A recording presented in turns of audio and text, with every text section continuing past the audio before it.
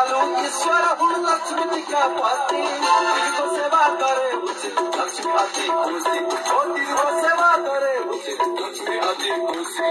जसले दिन्छ धर्मको नाममा कुनै पुग्छन् वैकुण्ठ धामैमा जसले दिन्छ धर्मको नाममा कुनै पुग्छन् वैकुण्ठ धामैमा ओके होइन